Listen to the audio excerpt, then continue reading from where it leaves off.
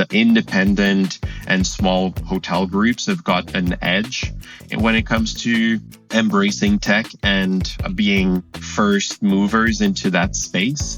You just need the right owner or the right group that has the appetite for embracing innovation. From Hotel Tech Report, it's Hotel Tech Insider, a show about the future of hotels and the technology that powers them. Today on the show, we have Michael Belanger, the VP of Commercial Strategy at GCP Hospitality. GCP operates well-known properties like the Four Seasons Bora Bora, Hollywood Roosevelt, and Standard Highline New York, as well as popular hostels throughout the New Zealand area. Michael's seen every different tech implementation that you could imagine and really understands the nuances between different tools and how they're used at different properties. So I'm really excited to have him on the show today. Michael, thanks so much for coming on the show today. We appreciate you dialing in from Bangkok. Thanks for having me, Jordan. It's a pleasure to share some insights and to be with you on the podcast today.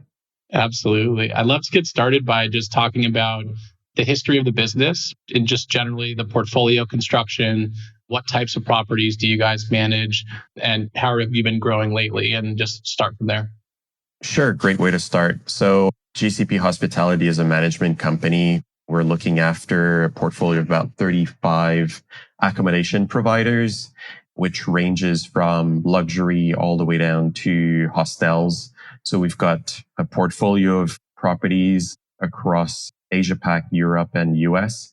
And we're quite agnostic in terms of both the brand structure or independent type of accommodation we're working with, but also, again, in terms of the scale and size of the properties. So, for example, we've got 14 hostels in New Zealand, but we also have flagship hotels like Regent Hong Kong, which is under HMA with IHG, and Four Seasons Bora Bora, or Standard Highline in New York.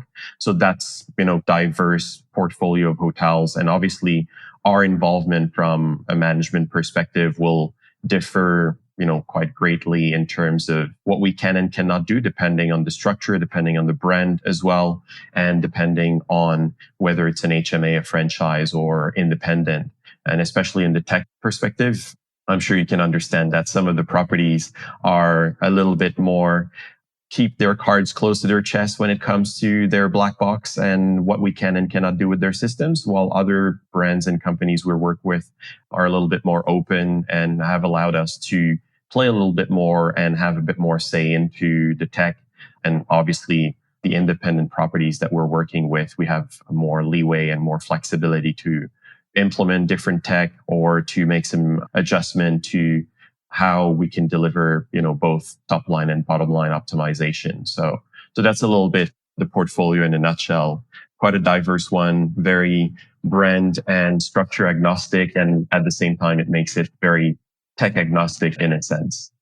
This is a really cool case study, right? Like the diversity from a geographic perspective, from a chain scale perspective, from a brand independent perspective, from an even hotel type, like hostel versus a resort. I mean, they're like complete opposites. It's really, really cool that you're getting to see all of those different angles. Can you talk me through a little bit about your role and kind of what you're overseeing day to day and how you interact with the portfolio?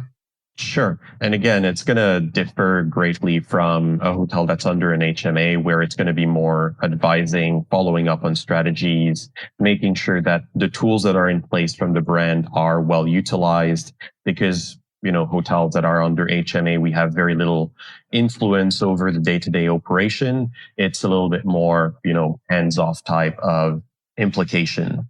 Where most of my work is done, however, is our franchise portfolio. So hotels that are franchised under either Hyatt or Accor, for instance, where obviously we're a little bit more involved on the day-to-day, the strategies, and where my involvement is a little bit more substantial. And obviously the independent, where I'm responsible for establishing strategies, putting systems in place. So in some cases, getting our hands dirty and playing around with the tools, setting things up in case of a new hotel opening, or if we're taking over a new project, really looking under the hood of what tech was already there and making some recommendation as to what can work, what doesn't, and ultimately the ultimate goal of improving top line from a commercial standpoint, but also with a great focus on GOP, because that's what we want to deliver for the owners that we work with.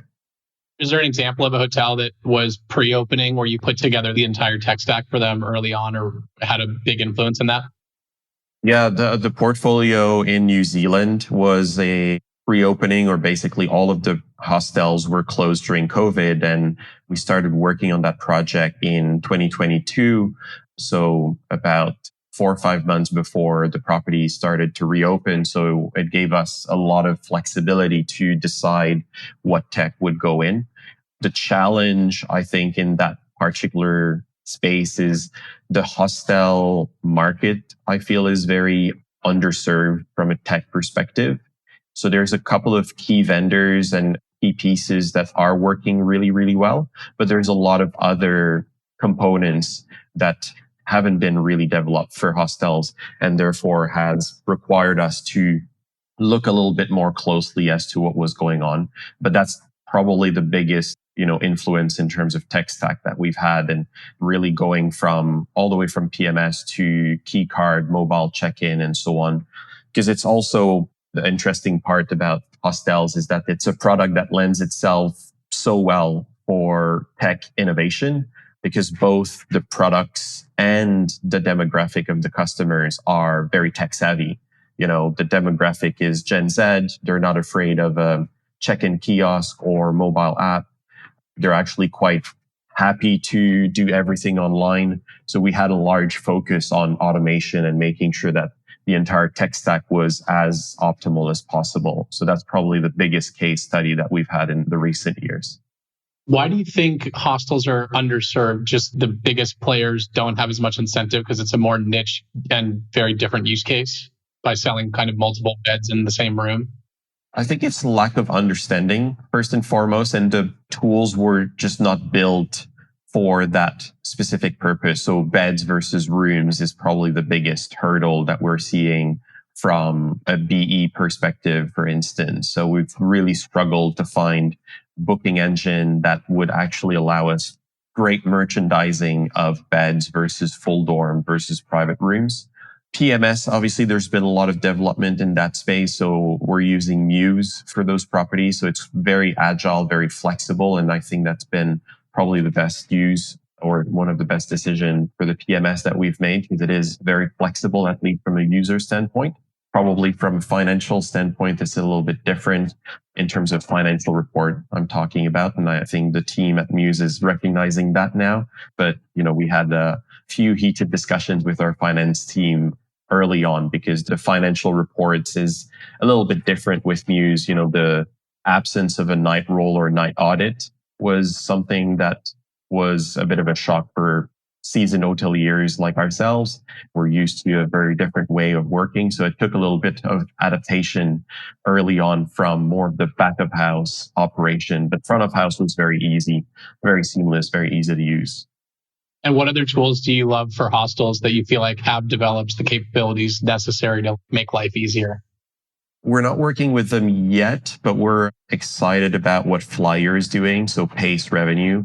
So they're tackling the hostel space and the more flexible revenue management side of things. So that's probably something that we're looking at. We're working with, it's not necessarily specifically to hostel, but we're working very well with Triptease, just generally across our portfolio as well. It's been really good to optimize the web and the direct performance of those hotels or hostels. And again, because it's a little bit more BE agnostic, it's been a little bit easier to implement as well across not only the portfolio in New Zealand, but elsewhere as well. And we feel that we're getting a lot of value for money in terms of the meta search as well, because their algorithm or the way they do meta search is using the pricing parity tools that they've got, which is basically informing the meta search bidding process. So if your rates are not in parity, then there's no point in bidding on meta search, which makes our, budget go a long way. So that's been quite a good tool as well. Revinate is another tool that we're using for the hostel, although not necessarily hostel native, but they've been quite flexible in terms of, the segmentation, and the room type setup in the CRM was actually quite seamless. So it wasn't as difficult to implement. And then finally, SiteMinder was also another big component for us to implement. So very flexible channel manager, easy to use. So you don't need a PhD to make it work. So it was quite intuitive. And even for a hostel where we have very lean team, SiteMinder also was actually quite key in that rollout. I'd like to double click into Triptease. So the meta search is the main component that's adding value for you guys. And were you guys using a meta search tool at your properties when you switched to Triptease, or was that really like your first foray into like meta search bidding with a third party tool? So we had tried different tools, more traditional meta search vendors before. And that was back in 2017, 2018. And we didn't really get much ROI, or it was very difficult to get proper ROI on those meta search. And obviously the technology and the landscape has changed quite drastically in those last few years. And it's just the use of that rate parity over the meta search is what we felt was the game changer, because even, or especially in Asia Pacific, rate parity is still an issue in some places. So there's really no point in bidding for meta search space if you don't have rate parity. So that was really the big game changer. I'd love to talk about, from your perspective, what it's like to work with a branded versus independent hotel. Is that a more attractive asset for an owner? Or do you feel like the brand value proposition is shifting and maybe in favor of independence these days? It will depend on the location. I think there are still some markets where the brand name and value brings a lot to the table in terms of, the loyalty programs and so on. And if the market isn't saturated with existing branded properties, so that's certainly something that can't be replaced. The loyalty and the distribution power of a brand certainly makes a lot of sense for multiple markets. I think what's shifting is the HMA to franchise. So we do have a little bit more flexibility when it's a franchise, even in the tech space. So if it's an HMA, we're really not involved in the whole day-to-day and any tech decision. However, franchise, we do have a little bit more flexibility. And in many of our franchise hotels, we were able to implement tools such as Avalon to get visibility over the property because it's less intrusive, I guess, on the brand system. It's not changing data on the brand system. It's just extracting the data. So we were successful in doing that for the franchise property, but not for the HMA. So that's where we're seeing that shift. So shifting hotels from HMA to franchise where it makes sense. And in some cases, you're absolutely right. Going from franchise or branded hotel to an independent, in some market, it makes sense. There are some markets where there's either oversaturation of brands or because you're in such a unique space that bringing a brand isn't necessarily going to make a whole difference. And obviously there's the cost component as well. There are some owners that are getting more and more savvy and critical of the cost that they're paying to brands. And when you add up the franchise fee and the management fee and the distribution fees, and you stack that up against the OTA commission, there's, in some cases, they're almost equal. So then owners are fairly asking, what's the point of working with a brand if at the end of the day, after I pay my franchise fee and I pay the distribution fee and the commission to the brand and the marketing fees and so on and so forth, is there really a value? So those are real conversations we're having. And in some cases, independent makes sense. In other cases, franchise or HMA makes sense. And I think, the HMA model and white label management companies are starting to thrive because of that space that is being left a little bit untapped, where independent or franchise operator need expertise and need people to guide them and to help them either through, the commercial strategy or the tech strategy. And some management companies are coming in to fill that gap that the traditional hotel brands are not necessarily delivering anymore in some cases. And would you say, obviously this is very opinion based, but from your experience, do you feel that large chains or independents tend to be more innovative on average, or even if you're looking at kind of best of breed for both? I mean, in terms of innovation, it's a bit of a catch-22 because on the one side, the brands have got the money and the resources to fund R&D and to look into, different tools. However, they are too big to shift and be agile the way an independent hotel can be. So I think the ones that are really thriving are these small, mid-size hotel management company or brands. You're looking at anywhere between even an independent hotel, but a brand that's got 5 to 15 hotels, for instance, they can be agile. They can trial and A/B test very rapidly and then implement best in class products much more rapidly than a large brand would. Same thing with a management company will be able to, again, play across different tools, different hotel style, and then make recommendation in a much more agile and rapid way. So I would probably tend to say that the independent and small hotel groups have got an edge when it comes to embracing tech and being first movers into that space. You just need the right owner or the right group that has the appetite for embracing innovation. And we're seeing a lot of that in Asia. There are some groups that are doing some pretty interesting stuff as well. And they are first movers in different space. And because of, again, the size of their operation, they're a lot more agile to try things and roll it out to the few properties that they've got. So innovation and all of that space, I think, is a lot more attractive from an independent or small group of hotel versus brands. You mentioned considering Flyer potentially for your hostels because you like how they approach revenue management on a beds basis. Are there other tools or big strategic initiatives you guys are diving into right now that come to mind?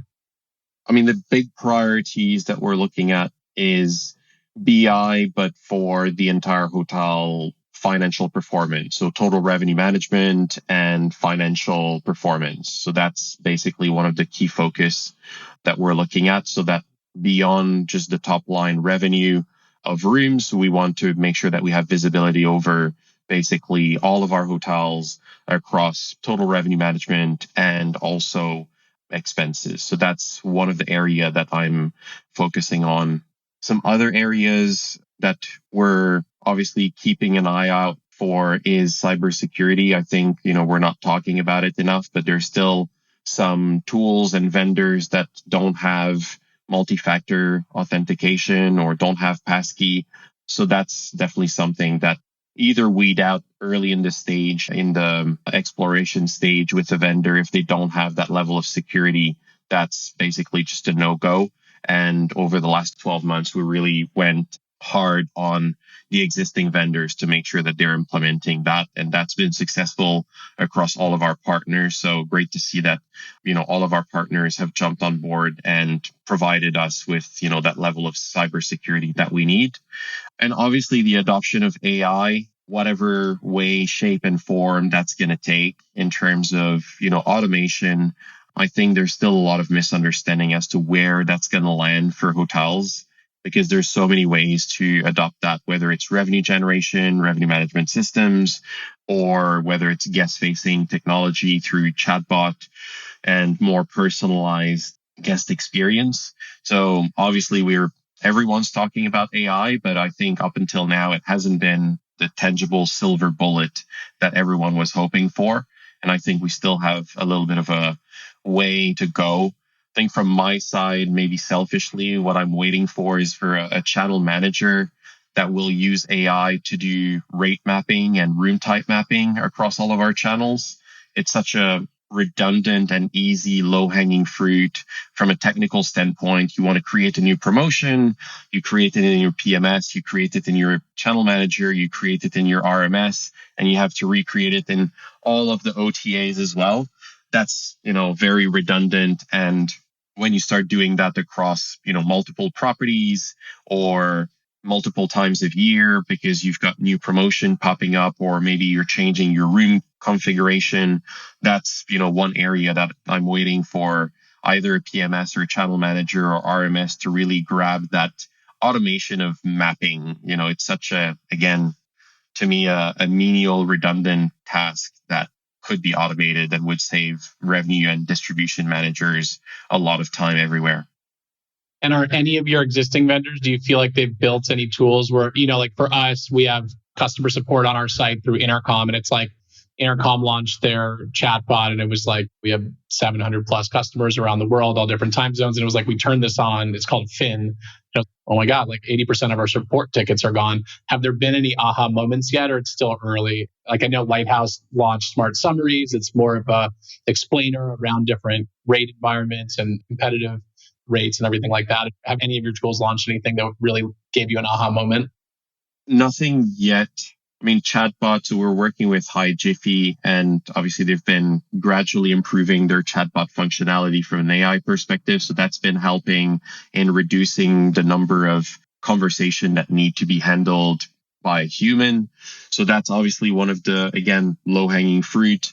But beyond that, I still haven't seen, again, that silver bullet of a system that will make our lives, a lot easier, or that will translate in great savings or effectiveness across our portfolio.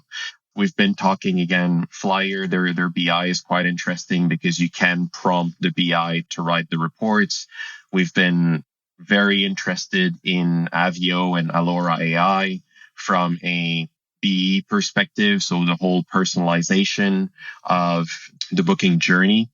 We haven't been able to work with them just yet, but those are definitely some areas that we want to spend a bit more time on. So personalization of the booking process. So that's linking CRM data, that's linking guest persona information as well, so that we can provide more tailored offerings.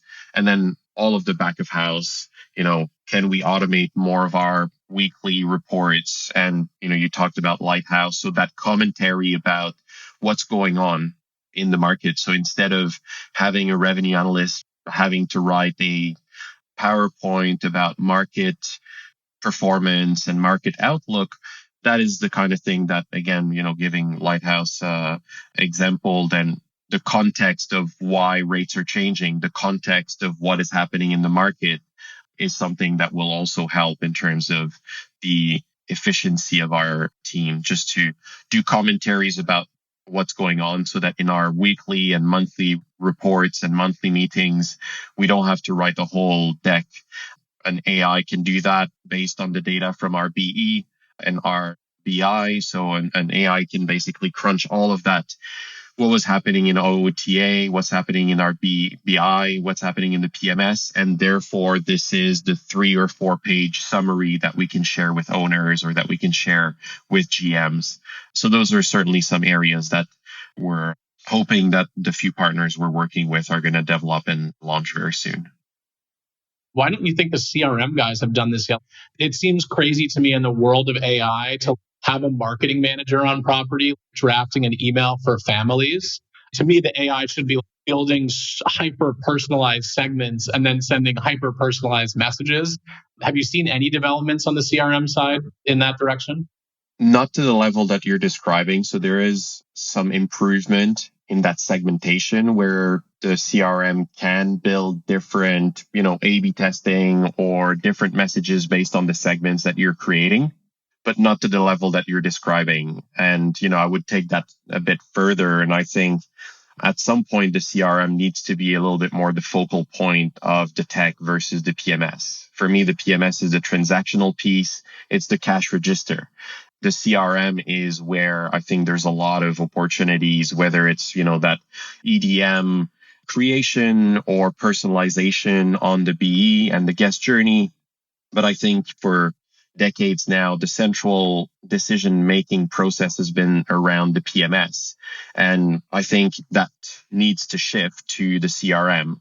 And once that happens, once we're shifting the customer as the focal point, as opposed to the transaction as the focal point, then that's really where we're going to start to see greater opportunities. And when we're looking at other industries, the Amazon, the Lazada, the Alibaba of this world, that's basically where their strengths are. It's not the transaction, it's the CRM.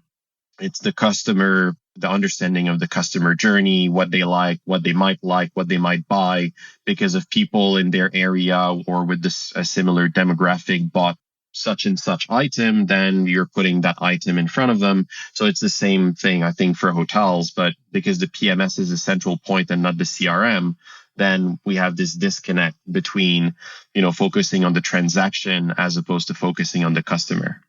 Absolutely. Well, we at Hotel Tech Report sometimes invest in hotel tech companies. If there are any founders who have built an AI native CRM that does hyper personalized messaging, reach out to me. We would love to take a look at your company. Yep, I'll be happy to share that.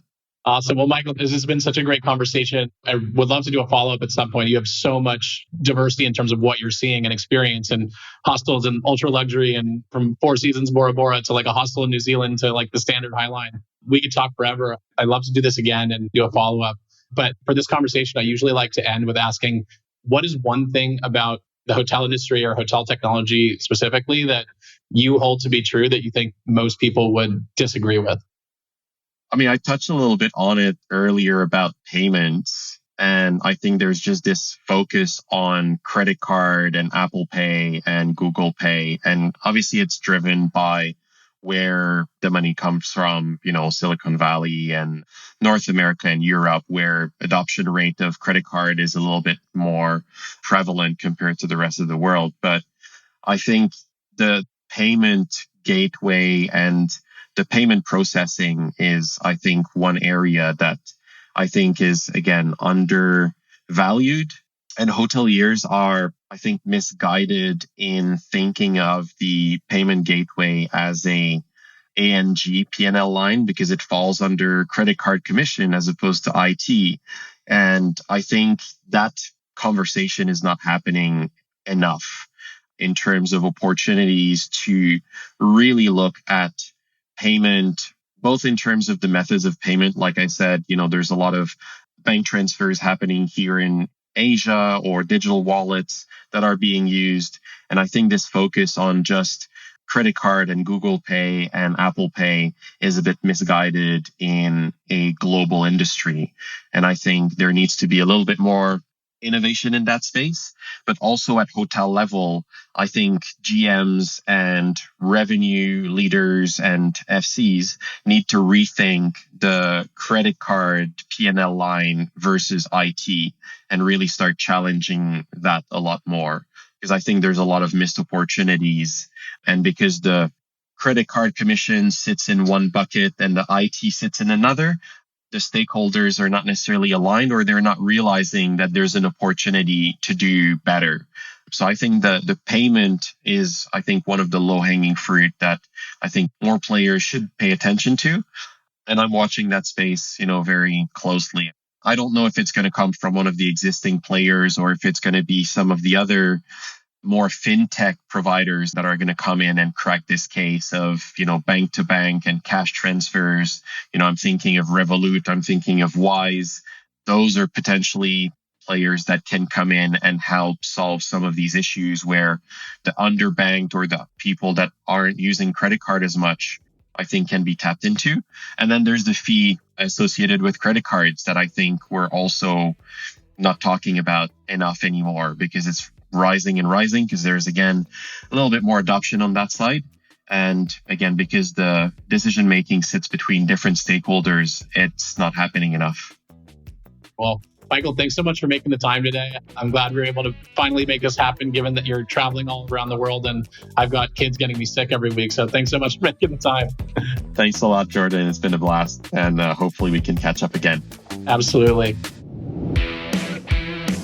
That's all for today's episode. Thanks for listening to Hotel Tech Insider, produced by HotelTechReport.com. Our goal with this podcast is to show you how the best in the business are leveraging technology to grow their properties and outperform the concept by using innovative digital tools and strategies. I encourage all of our listeners to go try at least one of these strategies or tools that you learned from today's episode. Successful digital transformation is all about consistent small experiments over a long period of time. So don't wait until tomorrow to try something new. Do you know a hotelier who would be great to feature on this show? Or do you think that your story would bring a lot of value to our audience? reach out to me directly on LinkedIn by searching for Jordan Hollander. For more episodes like this, follow Hotel Tech Insider on all major streaming platforms like Spotify and Apple Music.